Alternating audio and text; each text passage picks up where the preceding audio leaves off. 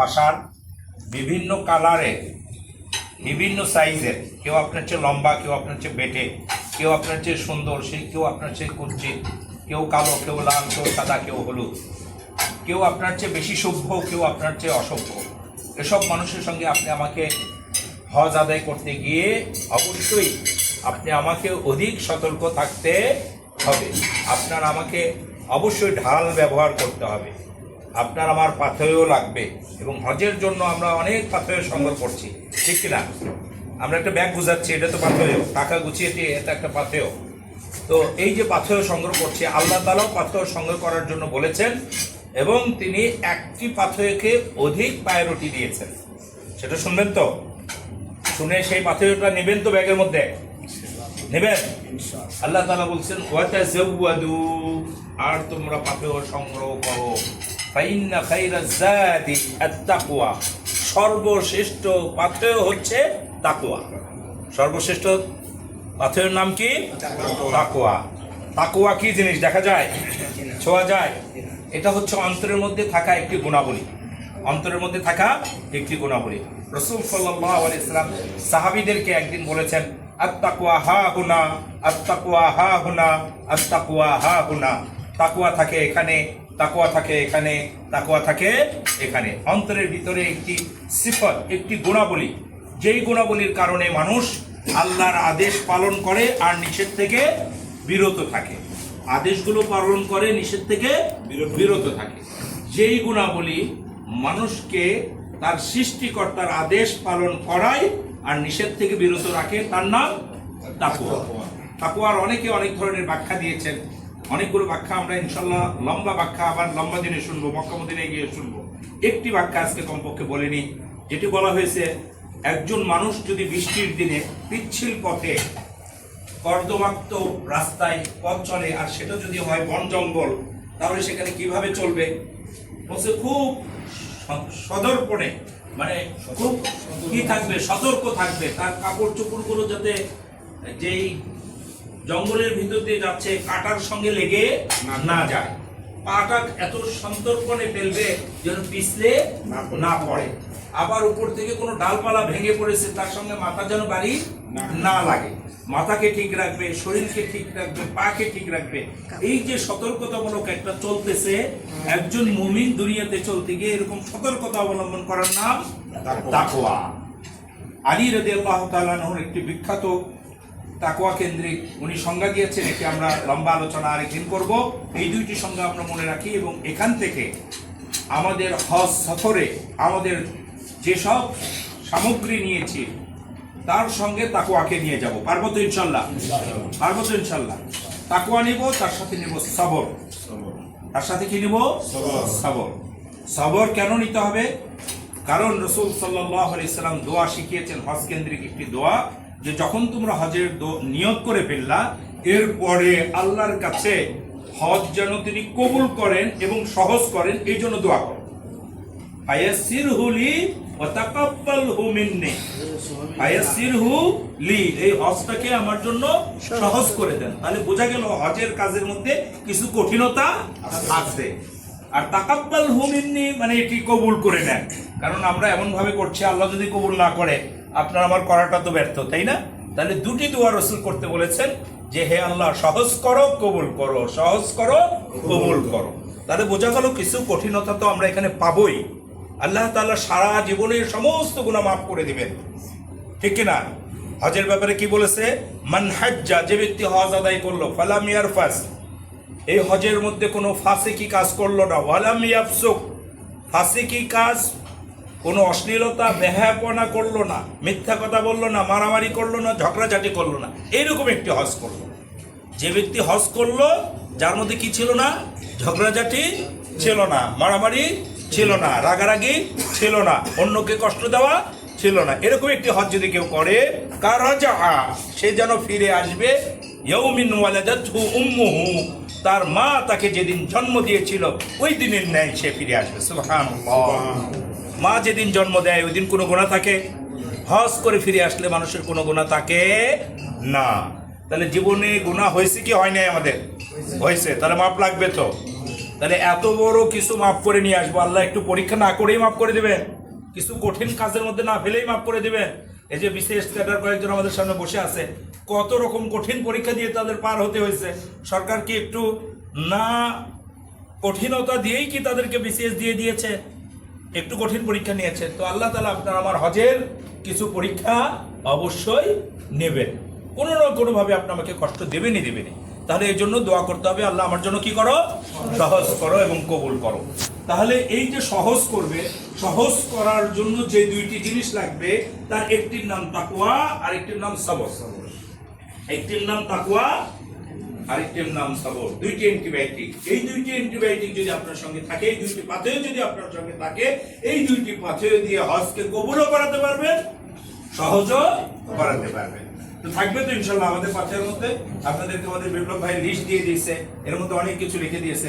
লিস্টের সঙ্গে এই দুইটার মধ্যে সংগ্রহ লিখে নেবেন, যুক্ত করে নেবেন তাকওয়া এবং সবর। আপনি যা কিছু ক্রয় করবেন, যা কিছু আপনার ব্যাগের মধ্যে থাকবে, যা কিছু আপনার হ্যান্ড লাগেজে থাকবে, যা কিছু আপনার লাগেজে থাকবে, যা কিছু আপনার পকেটে থাকবে, এসব কিছুর মধ্যে যেন তাকওয়া এবং সবরটি থাকে। এই দুইটি নিয়ে, এই দুইটি ঢাল নিয়ে যেন আমরা হজ করে আসতে পারি, হজ করে আসতে পারি। হজ একদিকে যেমন আল্লাহ তাআলা কঠিন বললেন, আরেক দিকে ইবাদতের দিক থেকে সহজ। জায়গা, ওখানকার পানি পাওয়া যায় না, এই দিক থেকে কঠিন। তাপমাত্রা বেশি, এই দিক থেকে কঠিন। অনেক মানুষের মধ্যে থেকে করবেন, সেই দিক থেকে কঠিন। পাহাড় পর্বত দৌড়াবেন, সেই দিক থেকে কঠিন। কিন্তু ইবাদত প্রতিপালনের দিক থেকে কি সহজ। রমজান মাসের মতন এত লম্বা সময় রোজা রাখতে হচ্ছে না, না খেয়ে থাকতে হচ্ছে না, খাওয়া আছে। আবার তারাবির নামাজের মতন বা লম্বা নামাজের মতন অনেক দোয়া সূরা কেরাত পড়ে আপনার আদায় করতে হচ্ছে না। হজের মধ্যে কোনো ম্যান্ডেটরি দোয়াই নাই, কোনো ম্যান্ডেটরি দোয়া নাই যে এই দোয়া না পড়লে হজ হবে না, এরকম কোনো দোয়া হজের মধ্যে নাই। শুধুমাত্র তালবিয়া যেটা শুরুতে পড়তে হবে, আমরা একবার এখন পড়ি, লাব্বাইক আল্লাহুম্মা লাব্বাইক, লাব্বাইক লা শারীকা লাক লাব্বাইক, ইন্নাল হামদা ওয়ান নি'মাতা লাকা ওয়াল মুলক লা শারীকা লাক, লাব্বাইক আল্লাহুম্মা লাব্বাইক, লাব্বাইক লা শারীকা লাক লাব্বাইক, ইন্নাল হামদা ওয়ান নি'মাতা লাকা ওয়াল মুলক লা শারীকা লাক, লাব্বাইক আল্লাহুম্মা লাব্বাইক, লাব্বাইক লা শারীকা লাক লাব্বাইক, ইন্নাল হামদা ওয়ান নি'মাতা লাকা ওয়াল মুলক লা শারীকা লাক। হজের মধ্যে এই একটি দোয়া একটু বেশি করে বলতে হয়, এটাকে বলা হয় হজের তালবিয়া। এটাও ম্যান্ডেটরি নয়, এটাও ম্যান্ডেটরি নয়, তবে এটা গুরুত্ব রয়েছে। এটা কি রয়েছে?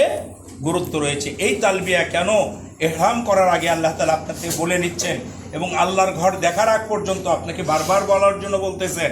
এবং এক হাদিসের মধ্যে এরকম আসছে, আল আজ্জু ওয়াস সাজ্জু, আল আজ্জু ওয়াস সাজ্জু, যেই হজের মধ্যে কুরবানি বেশি হয় এবং তালবিয়া বেশি হয়, আল্লাহর কাছে এটা বেশি মকবুল, বেশি কবুল, বেশি পছন্দনীয়, বেশি পছন্দনীয়। যে বিবাহ অনুষ্ঠানের মধ্যে গান বাজনা, অশ্লীলতা, বেহায়াপনা হয়, এটা শয়তানের কাছে কি বেশি পছন্দনীয়। আনন্দ ফুর্তির মধ্যে এটা শয়তানের কাছে। ইবাদতের মধ্যে সবচেয়ে বড় একটা ইবাদত, এর চেয়ে শ্রেষ্ঠ ইবাদত হয় না। আর দিনের মধ্যে শ্রেষ্ঠ দিন হচ্ছে জিলহজ মাসের এই 10টি দিন, 1 থেকে 10 তারিখ পর্যন্ত। রাতের মধ্যে শ্রেষ্ঠ রাত হচ্ছে রমাদান মাসের শেষ 10 রাত। আর দিনের মধ্যে শ্রেষ্ঠ দিন হচ্ছে জিলহজ মাসের শ্রেষ্ঠ এই দিন। সেই শ্রেষ্ঠ দিনগুলো, পৃথিবীর শ্রেষ্ঠ পবিত্রতম জায়গায় আপনি আমি থাকবো। এক তো হচ্ছে দিনের দিক থেকে শ্রেষ্ঠ দিন, আরেকটা হচ্ছে জায়গার দিক থেকে শ্রেষ্ঠ জায়গা, মানে আফদলুল মাকান, আরবিতে বলে আফদালুল মাকান ওয়াজ জামান, সর্বশ্রেষ্ঠ স্থান এবং সর্বশ্রেষ্ঠ জায়গায় আপনি থাকবেন। সেই জায়গায় আল্লাহ তাআলা আপনাকে যে তালবিয়ার কথা মনে করে দিচ্ছে, এর অর্থের দিকে একটু আমরা যদি আলোকপাত করি, এটি হচ্ছে লাব্বাইক আল্লাহুম্মা লাব্বাইক, প্রেজেন্ট। আল্লাহকে আমি বলছি প্রেজেন্ট, আমি উপস্থিত, আমি হাজির, আমি আপনার সামনে চলে আসছি। ক্লাসে আপনার নাম হাজিরা করেছে, সবসময় প্রেজেন্ট বলতেন, মাদ্রাসাগুলো লাব্বাইক বলে, সেই লাব্বাইক এখানে আল্লাহ হাজির। এই হাজিরটা কোন হাজির? ওই যে ইব্রাহিম আলাইহিস সালাম কাবা ঘর তৈরি করে সেখানে দাঁড়িয়ে মুসলিম মিল্লাতকে ডাক দিয়েছেন, আসো এই ঘরের তাওয়াফ করো। তাওয়াফ করার জন্য তো আপনাকে বলতে হবে হ্যাঁ আমি হাজি আসতেছি। সেই হাজিরটা আপনি বলতেছেন, হে আল্লাহ, আপনার প্রিয় খলিল, আপনার প্রিয় বান্দা, জাতির পিতা ইব্রাহিম আলাইহিস সালাতু ওয়াস সালামের মাধ্যমে আমাকে দাওয়াত দিয়েছিলেন, সেই দাওয়াতের সাড়া দেওয়ার জন্য আমি আসছি। লাব্বাইক আল্লাহুম্মা লাব্বাইক, হে আল্লাহ হাজি, লাব্বাইক লা শারীকা লাক লাব্বাইক, এমন অবস্থায় আমি হাজি যে তোমার কোনো শরীক নাই, অংশীদার নাই, অংশীদার নাই। এটা গুরুত্বপূর্ণ পয়েন্ট, এখানে গুরুত্বপূর্ণ পয়েন্ট। আমরা মুসলিম থাকার পরেও আল্লাহ তাআলা বলেছেন ওয়া আকসারুহুম মুশরিকুন, তারা অধিকাংশরাই মুশরিক, অধিকাংশরাই মুশরিক, জেনে না জেনে। অনেকে জেনে মুশরিক, অনেকে না জেনে মুশরিক। আমরা অনেকে নাস্তিক বলি বাংলাদেশের মধ্যে, অমুক নাস্তিক অমুক নাস্তিক। হ্যাঁ, মুশরিকের প্রতিশব্দ কি? নাস্তিক। নাস্তিক মানে যে আল্লাহতে একেবারে বিশ্বাস করে না বা আল্লাহর সাথে অন্যকে অংশীদার স্থাপন করে, যে এক আল্লাহর বাহিরে আরো আল্লাহ আছে, ঠিক কিনা? ইহুদিরা মনে করে 2 আল্লাহ, খ্রিস্টানরা মনে করে 3 আল্লাহ, হিন্দুরা মনে করে 33 কোটি আল্লাহ, 33 কোটি দেবতা, এটা মনে করে। আমরা মুসলিমরা কয় আল্লাহ মনে করি? এক আল্লাহ। নামাজের মধ্যে বলি আল্লাহু আকবার, আল্লাহ সবচেয়ে বড়, এটা মনে আমরা স্বীকার করি আর বলি, কিন্তু কাজে অনেক সময় এক আল্লাহর প্রমাণ আমরা দেই না, ঠিক কিনা? শিরিক হয়ে যায়। আল্লাহর দেওয়া অর্থনীতি আছে না নাই? এরপরেও আমরা অন্য অর্থনীতি অনেকে মানি, তাহলে শিরিক হয়ে যায় কিনা? আল্লাহর দেওয়া শিক্ষা ব্যবস্থা আছে না নাই? আমরা অন্য শিক্ষা ব্যবস্থা যদি মানি তাহলে আল্লাহর সাথে অংশীদার করা হয় কিনা? আল্লাহর দেওয়া সমাজ ব্যবস্থা, ব্যক্তি ব্যবস্থা, রাষ্ট্র ব্যবস্থা সবই তো আছে, আছে না নাই? আছে। তাহলে আমরা সবাই কি সেগুলো পালন করতে পারি? পারি না। তাহলে শিরিক হয়ে যাচ্ছে কিনা? আল্লাহ তাআলা বলছে ইন্না শিরকা লাযুলমুন আযীম, শিরিক হচ্ছে সবচেয়ে বড় গুনাহ। ইন্নাল্লাহা লা ইয়াগফিরু আন ইউশরাকা বিহি ওয়া ইয়াগফিরু মা দুনা যালিক। একজন আযানের উত্তর দেন, আল্লাহ শিরিক ছাড়া সকল গুনাহ, শিরিক ছাড়া সকল গুনাহ মাফ করেন। কত বড় গুনাহ! আমাদের এখানে যারা আছি সবারই বাবা আছে, তো একজন করে না 2 জন 3 জন? বাবা একজনই তো। যদি কারো 2 জন বাবা হয়, এটা কেউ মেনে নেবেন? হ্যাঁ, আপনার মা মেনে নেবে?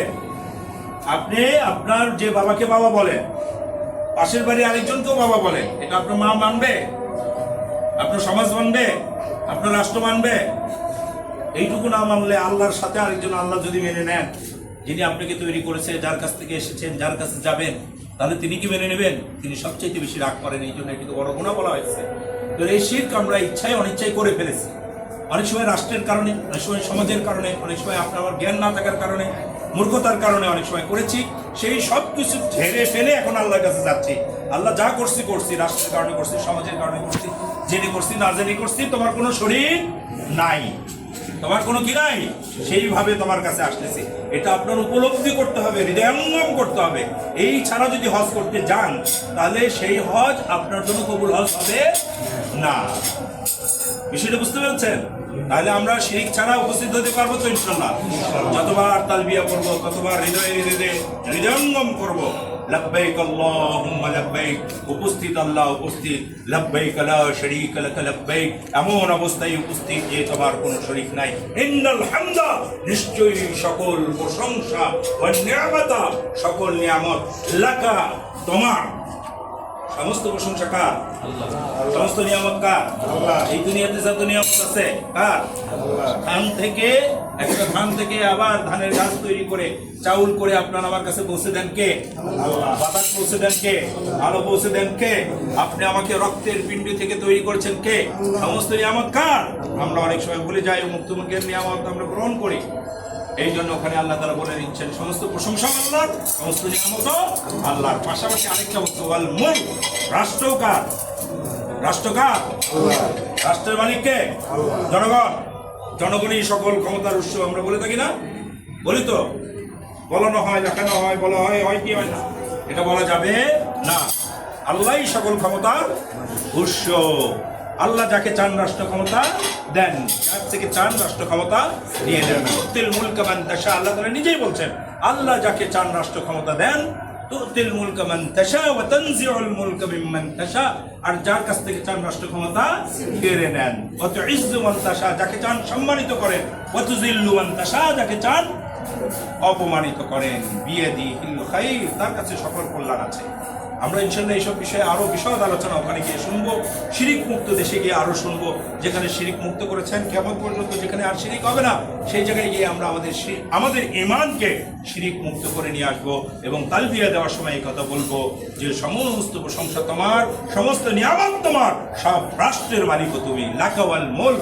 আবার শেষে বলা হচ্ছে লা শারীকা লাক, তোমার কোনো অংশীদার নেই। শুরুতে একবার বললাম তোমার কোনো শরীক নেই, আবার শেষে আরেকবার বললাম। তাই একটা স্লোগান দিতে দিতে আল্লাহ তাআলা আমাকে নিয়ে যাচ্ছে। তাহলে সেই স্লোগানের কোনো বার্তা যদি না থাকে, গুরুত্ব যদি না থাকে, আল্লাহ তাআলা কি এমনি দিয়ে নিচ্ছেন? এমনি কি স্লোগান দিয়ে নিচ্ছেন? এবং এই কথা আবার বলছেন যেই হজের মধ্যে এই স্লোগান বেশি থাকে আল্লাহর কাছে সেই হজটা বেশি প্রিয়। এবং কাবা দেখার আগ পর্যন্ত যত লম্বা রাস্তা তোমার, আগের যুগে মদিনার থেকে রাসূল সাল্লাল্লাহু আলাইহি ওয়াসাল্লাম কতদিনে উঠে করে গিয়েছেন, এটা গিয়েছেন। আজকে তো আমরা 6 ঘন্টা প্লেন ট্যুর করলে চলে যাব। হ্যাঁ, এরপরও এটা আমাদের কাছে অনেক কাছে বোরিং ফিল হয়, কষ্ট মনে হয়। হ্যাঁ, এত লম্বা জার্নি অনেক মনে করি, কিন্তু সেই যুগে মানুষ সেটাই হেঁটে গিয়েছে। বাংলাদেশ থেকে মানুষ সেটা গিয়ে হজ করেছে। এত লম্বা রাস্তায় তাকে যেটা বলতে হতো সেটি হচ্ছে লাব্বাইক আল্লাহুম্মা লাব্বাইক, লাব্বাইক লা শারীকা লাক লাব্বাইক, ইন্নাল হামদা ওয়ান নি'মাতা লাকা ওয়াল মুলক লা শারীকা লাক। এটা বলতে হতো। সম্মানিত আল্লাহর ঘরের মেহমান, অন্য কোনো দোয়া এত বেশি ম্যান্ডেটরি নয়। এই তালবিয়াটা একটু ভালো করে আপনারা মুখস্থ করে নেবেন। ইউটিউবে আছে, বারবার শুনবেন, মুখস্থ হয়ে যাবে। আলিমুল আমার সাথে পরামর্শ করে শুনবেন, প্রয়োজনে আমাদের সাথেও যোগাযোগ করতে পারেন।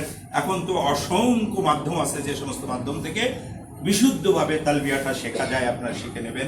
এই একটি দোয়াই শুধু শেখার জন্য আপনাদেরকে বলবো। পুরা হজের মধ্যে আর তেমন কোনো ম্যান্ডেটরি দোয়া নেই।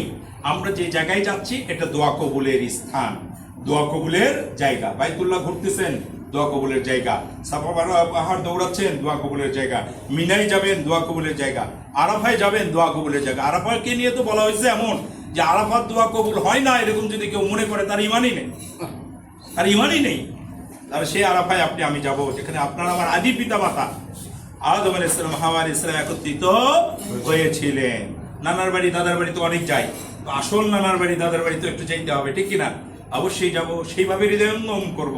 নিজের নানা বাড়ি দাদা বাড়ি থেকে যে ধরনের ফিলিংস আপনার আমার আসে, মূল নানা বাড়ি দাদা বাড়ি যদি হয়, মূল পিতার বাড়ি যদি হয়, সেটা আপনার আমার হৃদয়ঙ্গম করতে হবে। এবং সেখানে মাহাত্ম কি এটা আমাকে অনুধাবন করে এরকম একটি কবুল হজ করে নিয়ে আসতে হবে। এই জন্য এই ট্রেনিং করব। যেসব বিষয়গুলো এর আগে দেখেছেন এগুলো হচ্ছে পার্ট অফ ট্যুরের একটি অংশ। ট্যুর করতে গিয়ে এইসব বিষয়গুলোর আগে, সেগুলো এর আগে আমাদের বিপ্লব ভাই আপনাদেরকে দেখিয়েছেন।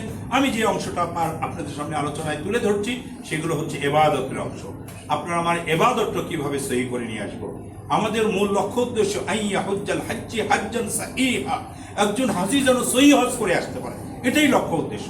আল কাবা হজ গ্রুপ, আল হারামাইন হজ গ্রুপ, লক্ষ্মীপুর হজ গ্রুপ, আমরা 3টা হজ গ্রুপ এখানে একসঙ্গে কাজ করছি।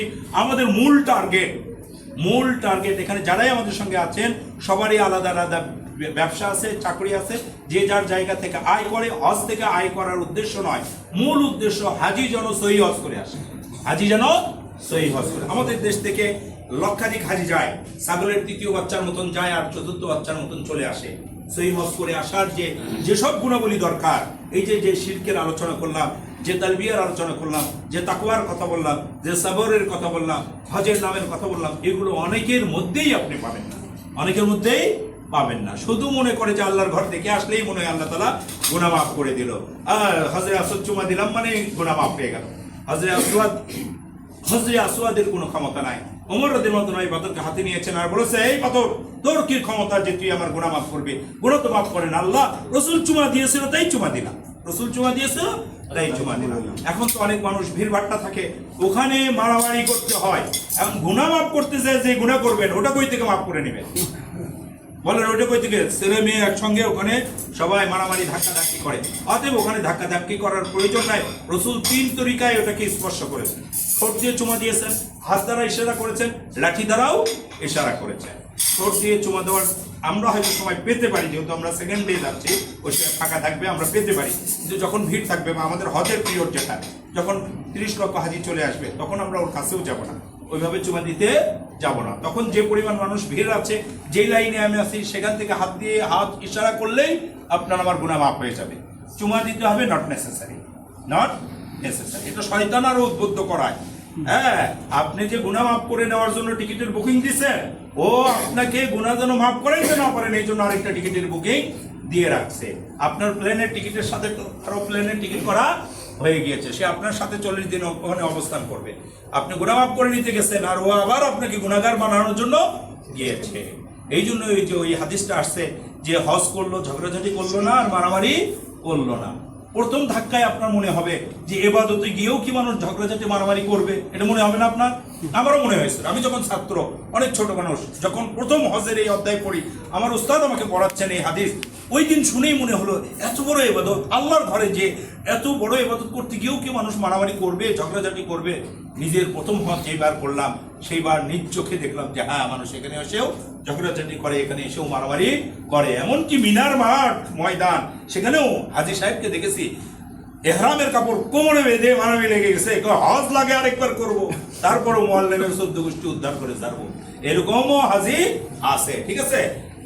আরাফার ময়দানে যেখানকার ব্যাপারে বলা হয়েছে দোয়া কবুল হয় না, এরকম যদি কেউ মনে করে তার ইমানই নেই, সেই জায়গায় আমরা আজকে মারামারি করতে, অন্যকে কষ্ট দিতে, অন্যের সাথে ঝগড়াঝাটি করতে, বা খাবার নিয়ে এটা সেটা বিভিন্ন রকম ইয়েগুলো আমরা দেখেছি। আশা করা যায় আমরা শিক্ষিত, আমরা সবাই ট্রেনিং করে যাচ্ছে, এই বিষয়গুলো জেনে যাচ্ছে, আমাদের দ্বারা এগুলো ঘটবে না। আমরা এরকম একটি পরিপূর্ণ সুন্দর হজ করে আসতে পারবো। আল্লাহ তাআলা আমাদেরকে এই তৌফিক দান করেন, আমিন তুম্মা আমিন।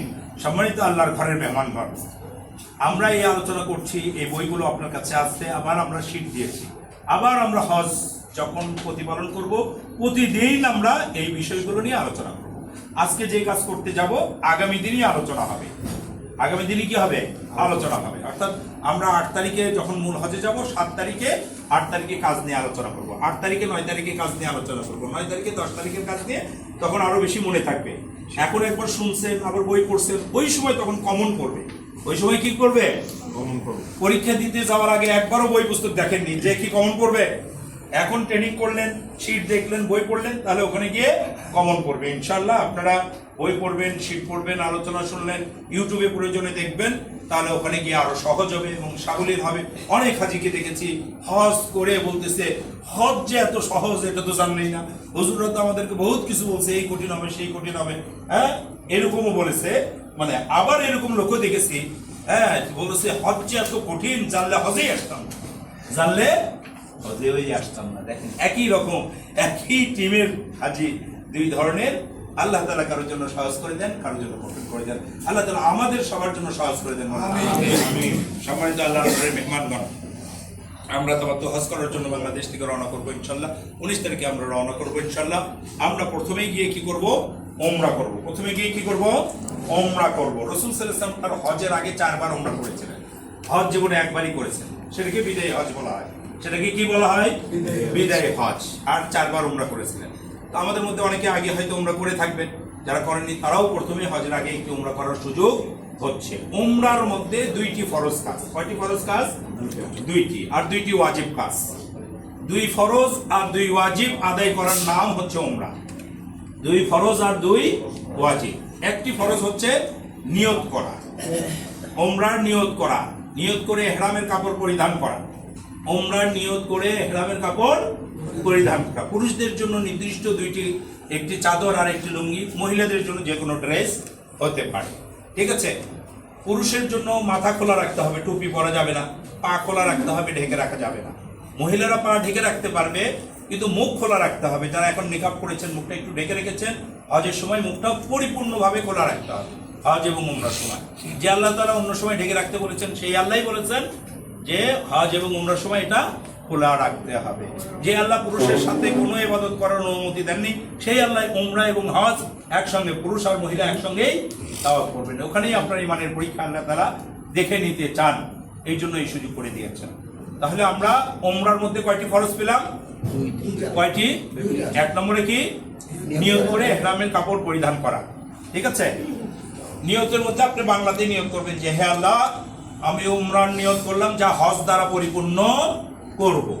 শুধু উমরা করতে গেলে, কেউ যদি হজ ছাড়া অন্য সময় উমরা করতে যেত, সে বলতো আমি উমরার নিয়ত করলাম। আমরা যেহেতু হজের পর, উমরার পর হজও করবো, এই জন্য নিয়তটা এইভাবে করবো, হে আল্লাহ উমরার নিয়ত করলাম যা হজ দ্বারা পরিপূর্ণ করব। যিনি আরবিতে বলতে চান লাব্বাইক আল্লাহুম্মা উমরাতান, মুতামাত্তিআন বিহা ইলাল হজ। তিনি আরবিতে বা যারা আরবি প্র্যাকটিস আছেন তারা বলবেন। নিয়ত করার সময় আমি থাকবো, আমি বাংলায় উচ্চারণ করবো, আপনারা আমার সঙ্গে পড়বেন, এবং যারা আরবিতেও পড়তে চান আমি উচ্চারণ করবো, আপনারা আমার সঙ্গে পড়বেন। একটি ফরজ এটি। 2 নম্বর ফরজ আল্লাহর ঘর 7 বার প্রদক্ষিণ করা। হজরে আসওয়াদের কোণা থেকে শুরু হবে, আবার হজরে আসওয়াদের কোণায় এসে শেষ হবে। বিসমিল্লাহি আল্লাহু আকবার বলে শুরু হবে, বিসমিল্লাহি আল্লাহু আকবার বলে শেষ হবে। তাওয়াফ হবে 60টি, বিসমিল্লাহি আল্লাহু আকবার হবে 8 বার। ঠিক আছে? তাহলে কোণাগুলো এখান থেকে বললেও মনে থাকবে না, ওখানে আমরা গিয়ে চিনে যাব। হজরে আসওয়াদের কোণায় বিশেষভাবে চেনার জন্য হাতের ডান পাশে সবুজ বাতি দ্বারা চিহ্নিত করা হয়েছে, বেশি মানুষ থাকলে যাতে সবুজ বাতি দেখে কোণাটা চেনা যায়। হজরে আসওয়াদের ছাড়াও আর যে 3টি কোণ আছে, রুকনে ইয়ামানি, রুকনে শামি এবং রুকনে ইরাকি।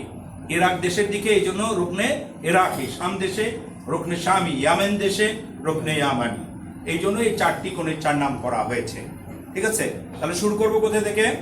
হজরে আসওয়াদের কোণা থেকে। আমরা প্রথম উমরাটা একসঙ্গেই করব, দলবদ্ধভাবে করব, বিচ্ছিন্ন হব না।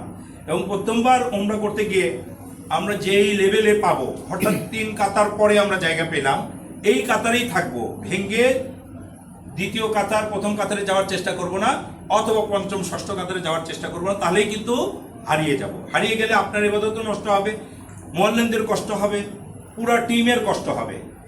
ঠিক আছে? এই জন্য হারিয়ে না যাওয়ার জন্য আমরা মুআল্লিম কিভাবে করছে, আমি কিভাবে করছে, আমিরকে ফলো করা, দুইজন হাত ধরে থাকবেন, এইভাবে আমরা ডিরেকশন দিয়ে থাকি, ওখানকার ডিরেকশনগুলো ফলো করবেন। অনেক সময় আবেগটা একটু বেশি হয় যে আল্লাহর ঘরকে এত কাছ থেকে দেখে একটু ছুঁয়ে দেখবো না, ছুঁয়ে দেখবেন আজকের ইবাদতের পরে, আজকের তাওয়াফটার পরে। আপনি তো আরো 25 দিন থাকবেন, হ্যাঁ, আরো 25 দিন মক্কায় থাকবেন, তখন আপনি রাতের বেলায় আসবেন, যখন ভিড়ভাড়টা কম তখন আসবেন, ছোট ছোট টিম নিয়ে আসবেন, তখন আল্লাহর ঘর ধরবেন, আল্লাহর গেটের সাথে বুক লাগায় থাকবেন, তখন চেষ্টা করবেন ফাঁকা টাইমে চুমা দেওয়ার জন্য। প্রথম তাওয়াফের সময় এটি করবেন না। এটি করলে আপনার ইবাদতের মধ্যেই আপনি কষ্ট পাবেন, আপনি আমাদেরকে খুঁজে পাবেন না, এরপরে কোন কাজ করলাম, তারপরে কোন কাজ করলাম, তারপরে কোনটা করলাম, আপনি হারিয়ে যাওয়া, আপনি এক টেনশনে থাকবেন। আমাদের মধ্যে থেকে যে আপনি হারিয়ে গেছেন, আমাদের তো প্রথম টেনশন হবে না, পুরা টিম নিয়ে যখন রুমে যাব তারপরে টেনশন হবে খুঁজে বের করার, ঠিক কিনা? কিন্তু আপনার টেনশন তো একটু বেশি হচ্ছে, কিন্তু আপনার পরের ইবাদতগুলোর মধ্যেও কি হবে, কিছুটা ঘাটতি হয়ে যাবে। এই জন্য চেষ্টা করবেন যে দলবদ্ধভাবে থাকার জন্য। এটা হচ্ছে দোয়া কবুলের জায়গায়। দোয়া করবেন, নির্দিষ্ট কোনো দোয়া নাই, যা দোয়া মনে আসে, বাংলা ভাষায়, ইংরেজি ভাষায়, হ্যাঁ, আপনার মাতৃভাষা বগুড়ার ভাষা হোক, আর চট্টগ্রামের ভাষা হোক, আর ঢাকায়া ভাষা হোক, যে যার ভাষায় নিজের মতো করে দোয়া করতে থাকবেন, দোয়া কবুলের জায়গায় দোয়া করবেন। এরপরে আমরা 2 রাকাত নামাজ আদায় করব। তাওয়াফের শেষে 2 রাকাত নামাজকে ওয়াজিবুত তাওয়াফ বলা হয়। ওয়াজিবুত তাওয়াফ, তাওয়াফের যতবার আমরা আল্লাহর ঘরকে 7 বার তাওয়াফ করব। একবার ঘুরলে এটাকে বলে শাওত, 1 পাক দিলে 1 পাকে 1 শাওত, 7 শাওতে 7 পাকে 1 তাওয়াফ, 7 বার ঘোরান দিলে 1 তাওয়াফ। অনেকে এরকম হাজি দেখেছি, একবার তাওয়াফ দিয়ে বলছে, মানে একবার ঘুরছে আল্লাহর ঘরকে, বলছে 1 তাওয়াফ আমার হয়েছে, 1 তাওয়াফ হয়েছে। কোনো জায়গায় তার মিস্টেক হয়েছে, বুঝেনি, এই জন্য আবার বলতেছি, আল্লাহর ঘর কয়বার ঘুরলে 1 তাওয়াফ হবে? 7 বার ঘুরলে, এবং 7 বার ঘোরার পর 2 রাকাত নামাজ আদায় করতে হবে। এটা উমরার দিনেও, হজের দিনেও, এমনকি অন্য দিনগুলোতে যখন আমরা উমরা এবং হজ করব না, উমরা এবং হজ করা ছাড়াই আল্লাহর ঘর তাওয়াফ করা আলাদা একটি ইবাদত, যে ইবাদত পৃথিবীর কোনো জায়গায় নাই, সেটা শুধু মক্কায় আছে। যে আল্লাহর ঘরকে আপনি যখনই আল্লাহর ঘরে যাবেন তাওয়াফ করার চেষ্টা করবেন। মেয়েদের জন্য সর্ব অবস্থায় আল্লাহর ঘরের কাছে যাওয়ার জন্য উন্মুক্ত করা আছে।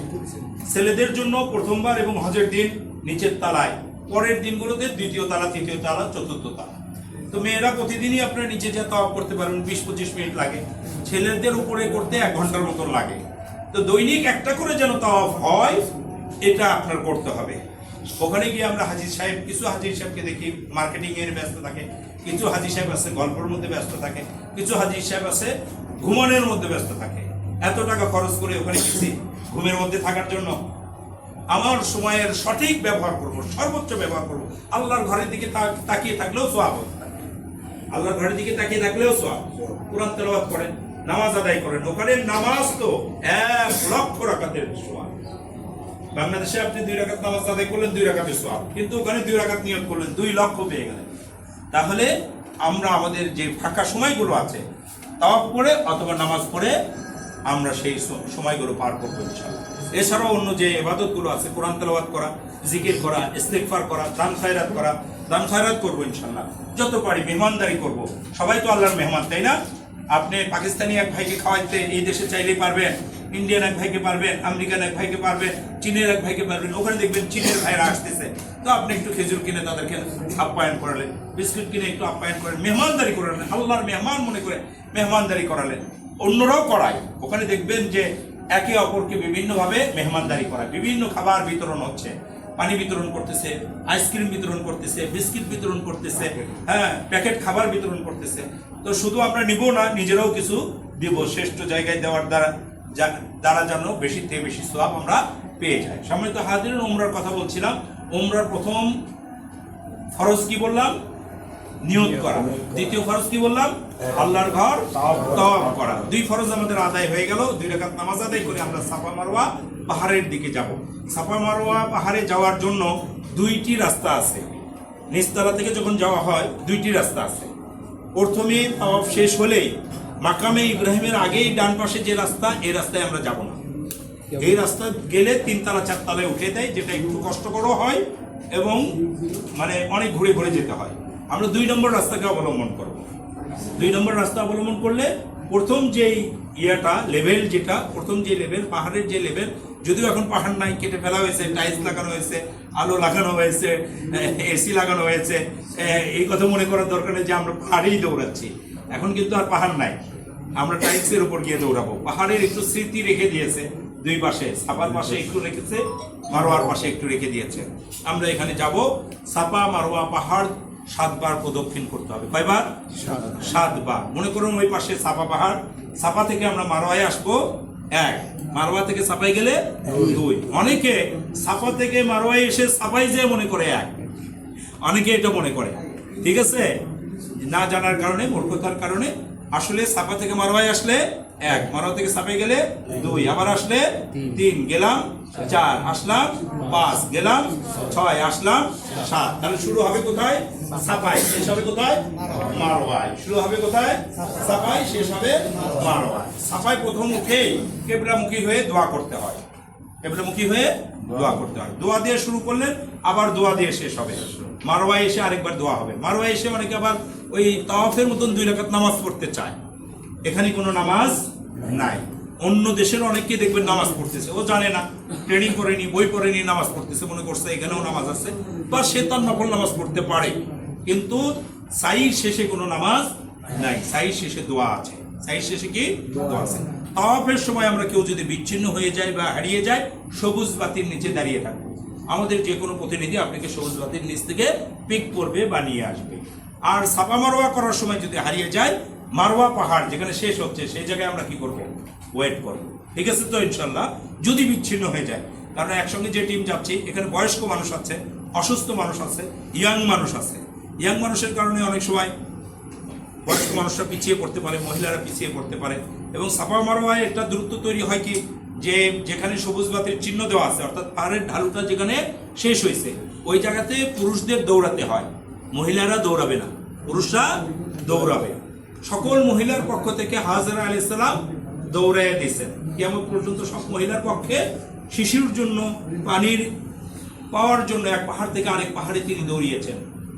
যখন তিনি দৌড়িয়েছিলেন, পিতা ইব্রাহিম আলাইহিস সালাম উপস্থিত ছিলেন না, এই জন্য কিয়ামত পর্যন্ত সকল পিতাকে সেখানে দৌড়াতে হবে। তো পুরুষরা দৌড়িয়ে যাব, মহিলারা স্বাভাবিক গতিতে হেঁটে আসবে, হেঁটে এসে পার হবে। ঠিক আছে, তাহলে এটা আমরা কয়বার প্রদক্ষিণ করলাম? 7 বার। এটি একটি ওয়াজিব। এটি একটি কি? ওয়াজিব। তাহলে উমরার মধ্যে কয় ওয়াজিব বলেছিলাম? 2টি। 2টির একটি হয়ে গেল। আরেকটি হচ্ছে মাথা মুন্ডন করা, মাথা নেড়ে করে ফেলা। মহিলারা তাদের চুলের শেষ ভাগ থেকে 1 কড়া পরিমাণ বা 2 আঙ্গুল পরিমাণ কেটে দেওয়া। মহিলাদেরকে তার মাহরাম আত্মীয়রা কেটে দেবে, আর পুরুষরা কোনো সেলুনে গিয়ে, বারবার শপে গিয়ে কেটে নিবে। ঠিক আছে, একে অপরকে কেটে দিলে হবে না। তবে যদি কেউ আগে সেলুন থেকে কেটে এসে অন্যকে কেটে দেয়, তাহলে হবে। আপনি অন্যকে কেটে দিতে গেলে আপনার উমরা শেষ, আপনার হজ শেষ। কারণ আপনি তো এমন অবস্থায় আছেন যেখানে মারামারি করা যায় না, ঝগড়াঝাটি করা যায় না, নিজের চুল ছেঁড়া যায় না, আপনার অন্যের চুল কেটে দেবেন কিভাবে? অতএব আপনাকে আগে সেলুন থেকে কেটে আসতে হবে, তারপর অন্যকে কেটে দিতে পারবেন। মাহরাম আত্মীয় যারা পুরুষ মহিলা নিয়ে যাচ্ছেন, আপনার মহিলার কেটে দেওয়ার জন্য আপনাকে আগে কি করতে হবে? এবার তো আমরা দেখলাম একজন পুরুষ ভুল করে ফেলেছেন, উনি নিজেই মাথা মুন্ডন করেনি, কিন্তু হোটেলে এসে তার স্ত্রীর চুল কেটে দিয়েছেন। তো এটা একটা ভুল হয়ে গেছে, অর্থাৎ আগে নিজে এহরাম থেকে বের হয়ে আসতে হবে। তাহলে ওমরার বিষয়টি আমরা শেষ করলাম, তাই না? ওমরায় কয়টি ফরজ বললাম? দুটি ফরজ, একটি নিয়ত করা, একটি তাওয়াফ করা। আর ওয়াজিব কয়টি বললাম? দুইটি, একটা সাফা মারা পাহাড় দৌড়ানো, আরেকটি মাথা মুন্ডন করা। সহজ না কঠিন? অনেক সহজ ইবাদত, অনেক সহজ ইবাদত। ঠিক আছে, শুধু অনেক মানুষের মাঝে করব এবং ওই দেশের তাপমাত্রা একটু বেশি, এইটাই একটু কঠিনতা মনে হতে পারে। বাকি সবকিছু আল্লাহ তাআলা আপনি আমাকে সহজ করে দেন। সম্মানিত আল্লাহর ঘরে মেহমানগণ, আমরা প্রথমে গিয়ে এই উমরা আদায় করব। উমরার পর এহরামের কাপড় থেকে কি হয়ে যাব? ফ্রি হয়ে যাব। এহরামের কাপড় খুলে রাখবো। দীর্ঘ 24-25 দিন আমরা এখানে অবস্থান করব। এরপরে মদিনায় যাব, মদিনার বিষয় নিয়ে আলাদা আলোচনা করব। মদিনা থেকে ফিরে এসে 8ই জিলহজ তারিখ থেকে আমাদের কি শুরু হবে? হজ শুরু হবে। 8ই জিলহজ তারিখ থেকে হজ শুরু হবে। 4টি স্থানে 9টি কাজ। 4টি স্থানে কয়টি কাজ? 9টি কাজ করার নাম মূল হজ। ঠিক আছে, 4টি স্থান কি?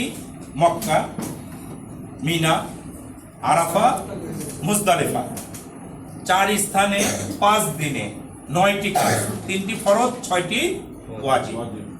এই কাজ সম্পাদনের নাম কি? হজ। কয় দিনে? 5 দিনে। কয়টি স্থানে? 4টি স্থানে। কয়টি কাজ? 9টি কাজ, 3 ফরজ, 6 ওয়াজিব। আমরা একটু আরেকবার বলি। কয় দিনে? 5 দিন। কয় দিনে? 5 দিনে। কয় দিনে? 5 দিন। কয়টি স্থানে? 4টি। কয়টি স্থানে? 4টি স্থানে। কয়টি কাজ করার নাম? 9টি। 9টি কাজ। কয়টি ফরজ? 3টি। কয়টি ফরজ? 3টি। কয়টি ফরজ? 3টি। ওয়াজিব কয়টি? 6টি। 6টি। উমরার মধ্যে ফরজ 2টি বলেছিলাম। হজের মধ্যে ফরজ কি? হজের মধ্যে ফরজ 3টি। তাহলে আমরা বুঝলাম যে 4টি স্থানে 5 দিনে 9টি কাজ করার নাম হজ। 4টি স্থান তো সহজ, 5 দিনও সহজ, 9টি কাজটা একটু মনে রাখতে হবে। এরপরও মনে রাখাটাও এত বড় জটিল আর বিষয় নয়, কারণ একটার পর একটা র্যান্ডম এমনিতেই চলে আসে, একটার পর একটা চলে আসে, ধারাবাহিকভাবে চলে আসে। 8 তারিখ মক্কা থেকে আমরা কি করব? এহরাম করব। উমরার নিয়ত তো আমরা বাংলাদেশেই করলাম, ইয়ালামলাম পাহাড়েও করলাম, কিন্তু একজন প্রশ্ন করেছেন যে হজের নিয়ত কোথায় করব? হাজিরা হজের নিয়ত নিজ নিজ বাড়িতে, নিজ নিজ হোটেলে, অর্থাৎ মক্কার যেখানে আছে সেখান থেকেই তারা কি করবে? মক্কাবাসীরা মক্কার বাইরে থেকে করতে হয়, আর যারা মক্কাবাসী নয় তাদেরকে মক্কার ভিতর থেকে, মক্কার লোক যদি হজ করতে হয় তাদেরকে মক্কার যে হেরেম এরিয়া আছে, যে পরিমাণ জায়গাকে ইব্রাহিম আলাইহিস সালাম হারাম ঘোষণা করেছেন, সেই পরিমাণ জায়গার বাহিরে গিয়ে কি করতে হয়? এহরাম। হারাম অর্থ সম্মানিত এলাকা। হারাম অর্থ কি? সম্মানিত। রাসূল সাল্লাল্লাহু আলাইহি ওয়াসাল্লাম মদিনাকে সম্মানিত এলাকা ঘোষণা করেছেন, আর ইব্রাহিম আলাইহিস সালাম মক্কাকে সম্মানিত নগরী ঘোষণা করেছেন। রাসূল সাল্লাল্লাহু আলাইহি ওয়াসাল্লাম এভাবে বলেছেন, আবিনা ইব্রাহিম আলাইহিস সালাতু ওয়াসসালাম হাররামা মক্কা ওয়া আনা হাররামতুল মদিনা। আমাদের জাতির পিতা ইব্রাহিম আলাইহিস সালাম মক্কাকে সম্মানিত নগরী ঘোষণা করেছে, আর আমি মুহাম্মদুর রাসূলুল্লাহ সাল্লাল্লাহু আলাইহি সাল্লাম মদিনাকে সম্মানিত নগরী ঘোষণা করলাম। এই দুই নগরীতে ঝগড়াঝাটি করা যায় না, মারামারি করা যায় না, যুদ্ধ করা যায় না, চোর গ্রেফতার করা যায় না, রাস্তায় কিছু করে থাকলে উঠানো যায় না, গাছের ডালপালা ছেঁড়া যায় না। বুঝতে পেরেছেন? এই জন্য এগুলো সম্মানিত। এই সম্মানিত নগরীর এই সম্মান রক্ষা করতে হয়। জোরে কথা বলা যায় না, জোরে কথা বলা যায় না, লাউডলি কথা বলা যায় না। বুঝতে পেরেছেন? তাহলে 2টি সম্মানিত নগরী জানলাম। তাহলে হজের দিন শুরু হচ্ছে কয় তারিখ থেকে? 8ই জিলহজ তারিখ থেকে। আমাদের এহরাম করার জায়গা কোথায়? মক্কায়, নিজ নিজ বাড়ি, নিজ নিজ হোটেল, নিজ নিজ বাড়ি বা নিজ নিজ হোটেল।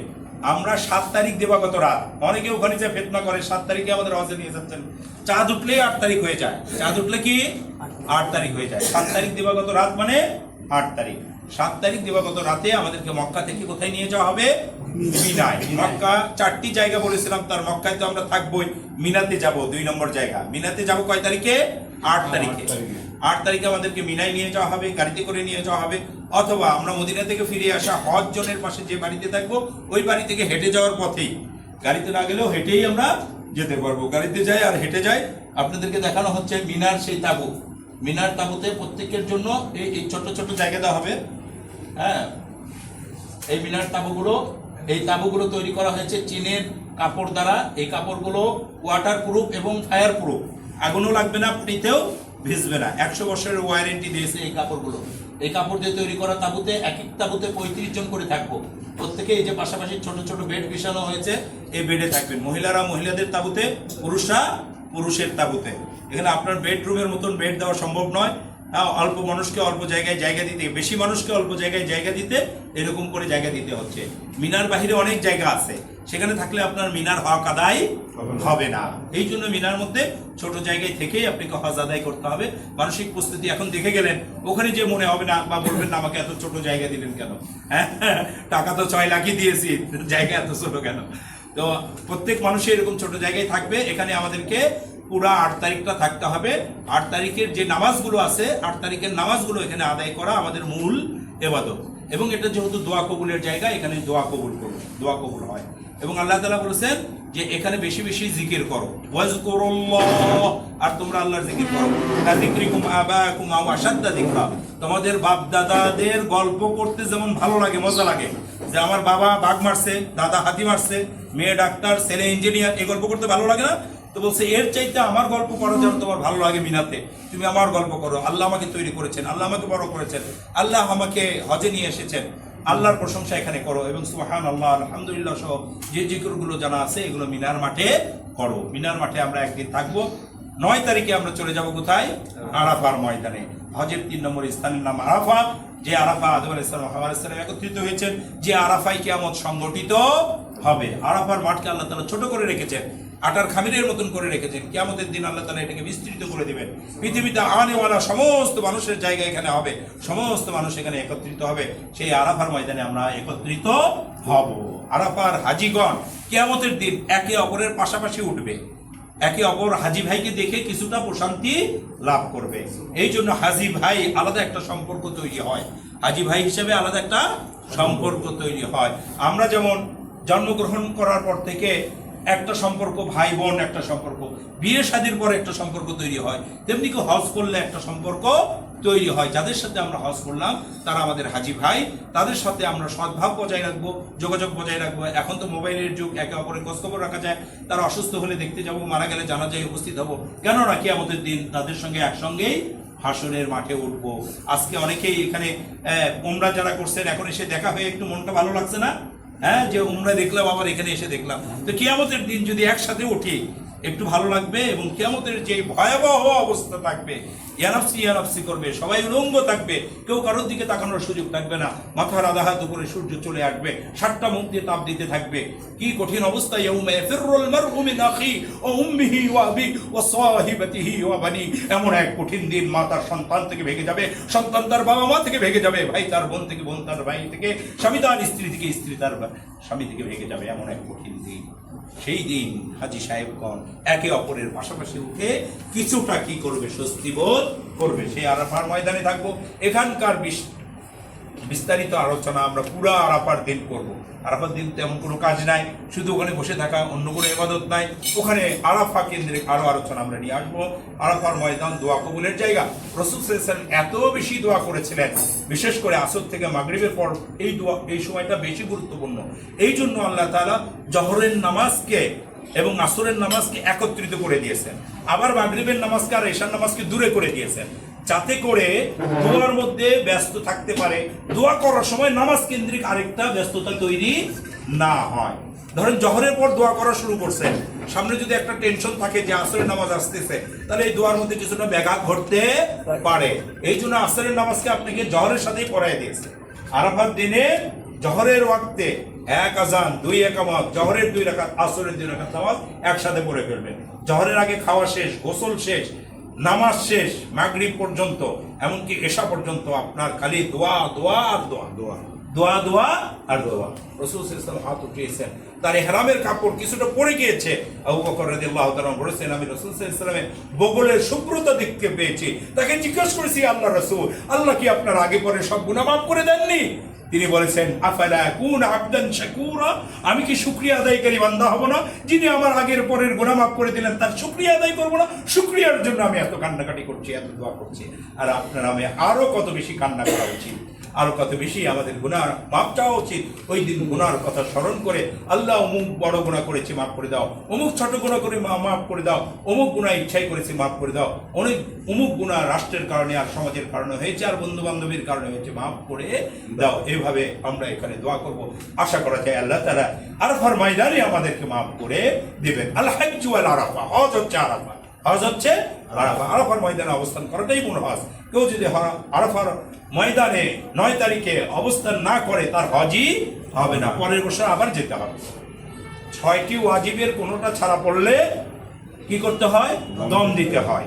একটা পশু কুরবানি করলে রিকভারি হয়ে যায়। নামাজের মধ্যে যেমন ওয়াজিব ছাড়া পড়লে সহু সিজদা দিলে নামাজ রিকভারি হয়ে যায়, ফরজ ছাড়া পড়লে আবার আদায় করতে হয়। তো হজের মধ্যে এরকম, হজের 3 ফরজের কোনো ফরজ যদি ছাড়া পড়ে, হ্যাঁ, আপনি ইহরাম করতে পারেননি, অথবা তাওয়াফ করতে পারেননি, অথবা আরাফার ময়দানে অবস্থান করেননি, তাহলে কি হবে? পরের বছর আবার হজ করতে হবে।